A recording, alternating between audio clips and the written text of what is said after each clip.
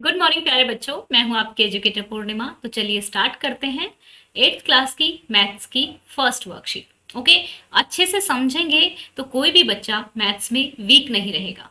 अगर आपने 7th में कुछ भी नहीं पढ़ा है तो भी ओके है। अगर आप अभी से जो वर्कशीट आपकी आ रही हैं उसको अगर मेरे समझाए हुए तरीके से करते हैं, डेली अगर पढ़ेंगे तो भी आपका मैथ्स बहुत अच्छा हो जाएगा। मैथ्स एक ऐसा सब्जेक्ट होता है जिसमें सबसे ज्यादा आसान होता है पूरे में से पूरे नंबर लेके आना। तो चलिए स्टार्ट करते हैं अपनी वर्कशीट को। Okay, let's start it. आओ संख्याओं को जाने। बच्चा ये वाला जो वर्कशीट है ये बहुत इंपॉर्टेंट आपका वर्कशीट है, जिसमें हम क्या सीखेंगे, प्राकृतिक संख्याओं के बारे में जानेंगे, पूर्ण संख्याओं के बारे में जानेंगे, पूर्णांक परिमेय संख्याओं के बारे में जानेंगे। तो ये कक्षा 8वीं का आपका पहला मैथ का कार्यपत्रक है, वर्कशीट है। तो चलिए इसको करते हैं। इसको समझते हुए करेंगे। तो यहाँ पे ये लीजिए, स्टार्ट करते हैं इसको। जो प्राकृतिक संख्याएं होती हैं जीरो से नहीं बल्कि 1 से स्टार्ट होती है। 1 2 3 4 5 अप टू अनगिनत, आगे तक जितने भी नंबर होते हैं। जीरो नहीं होता, इसमें प्राकृतिक संख्याओं में जीरो नहीं होता, ये याद रखेंगे। ठीक है, पूर्ण संख्याएं बन जाएंगी अगर जीरो भी आ जाएगा तो। ठीक है, आगे अनगिनत। ठीक है, पूर्ण संख्याएं कौन सी हो गई, जीरो अगर इंक्लूड हो जाता है प्राकृतिक संख्याओं में, जीरो प्लस प्राकृतिक संख्याएं पूर्ण संख्याएं बनाती है। ठीक है ना। पूर्णांक क्या हो गई, ठीक है, पूर्णांक में आपके जो नेगेटिव नंबर है, ठीक है, माइनस के जो नंबर हैं, जैसे -1, -2, -3, -4, तो मैं इनको नेगेटिव लिख देती हूँ, नेगेटिव हो गई। ठीक है, और जीरो भी इनमें आएगा। और पॉजिटिव नंबर तो आएंगे ही आएंगे। तो यहाँ पे देखो, ये हमारी क्या है, ये इतनी सारी हमारी प्राकृतिक संख्याएं हैं। ध्यान से समझिए, प्राकृतिक संख्याएं हैं।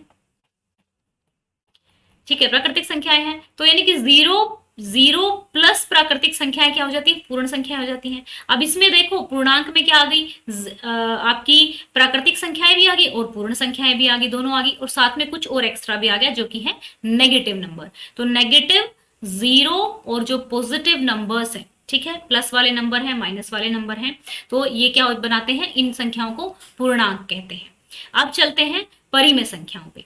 परिमेय संख्याएं क्या होती है बच्चा, जैसे फ्रैक्शन जो होता है ना, जो अनुपात होता है आपका, ठीक है, अनुपात, जो फ्रैक्शन होता है ना, जैसे 5/9 लिख लिया मैंने। ठीक है, तो आप कहोगे कि जब 5/9 फ्रैक्शन में हम लिख सकते हैं तो हम परिमेय संख्याएं क्यों करें, कभी भी फ्रैक्शन नेगेटिव नहीं हो सकता, तो इसलिए परिमेय संख्याएं आती हैं रोल में।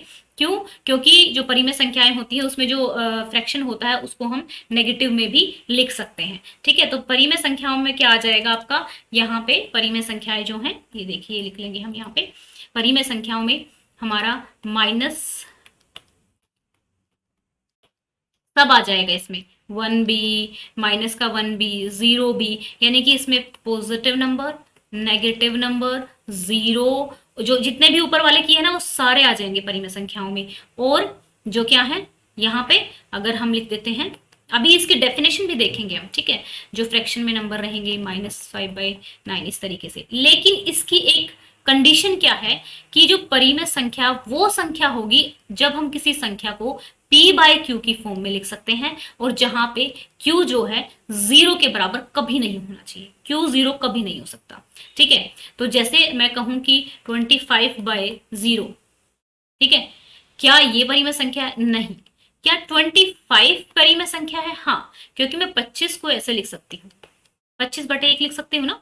तो ये 25 मेरा p हो गया और ये मेरा q हो गया। q बस जीरो नहीं होना चाहिए। अब अगर मैं आपसे आपसे पूछा जाए कि क्या जीरो परिमेय संख्या है, बिल्कुल है, क्योंकि 0/1 लिख सकती हूँ, तो p मेरा जीरो हो गया, q मेरा 1 होना चाहिए। ये नहीं कह रखा है कि p जीरो नहीं हो सकता है, p जीरो हो सकता है, बस q जीरो नहीं होना चाहिए। तो q हमारा क्या है, 1 है यहाँ पे।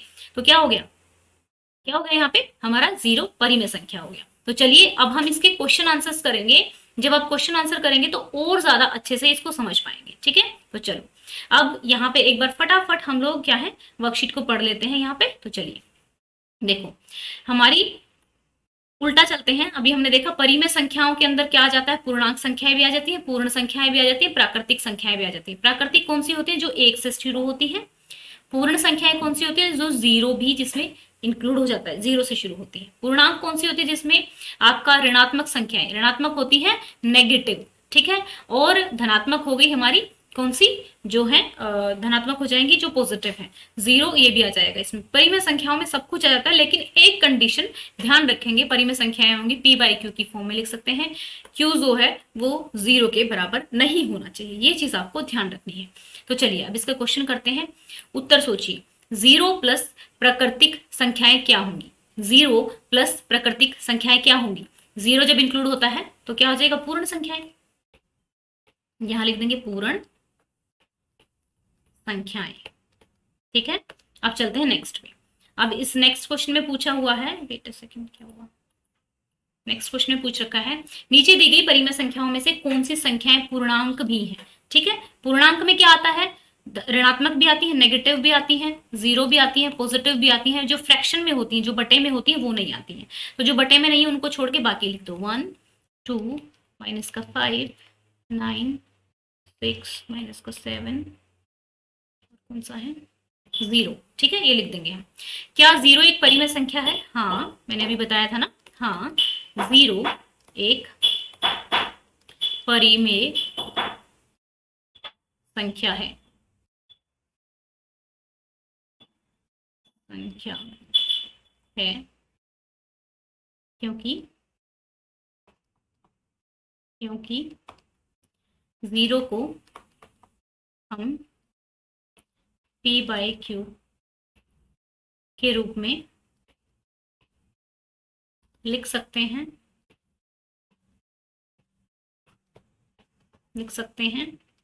जहां क्या, जहां q 0, q not equal to 0 है, ठीक है। तो ये लिख देंगे, आप एग्जाम्पल देंगे, एग्जाम्पल उदाहरण लिख सकते हो यहाँ पे, उदाहरण के लिए 0/1, 0/2, 0/3, ठीक है, ऐसे उदाहरण दे देंगे। अब ये रह गया ऐसी 5 परिमेय संख्याएं के उदाहरण जो पूर्णांक ना हो। पूर्णांक ना होने के लिए क्या होना चाहिए? मतलब बटे में नहीं होनी चाहिए। तो सारी बटे वाले लिख देते हैं कि नहीं होनी चाहिए। तो 4/3 लिख दो, 5/1 लिख दो, 5/7 लिख दो, 8/9 लिख दो, और 4/7 लिख दो, 2/3 लिख दो, ऐसे ही लिख दो। मतलब 5 हो गई ये संख्या है, ठीक है ना। तो इस तरीके से आपको समझ में आना चाहिए कि मैंने किस तरीके से आपको करवाया है, ठीक है ना। आई होप सो कि समझ में आ रहा होगा। अगर आपको कहीं पे भी किसी भी क्वेश्चन में डाउट है तो आप मुझसे कमेंट करके पूछ सकते हैं, ठीक है। आपको कैसा लगा आज का लेक्चर, ये ज़रूर कमेंट करके मुझे बताना, ठीक है ना।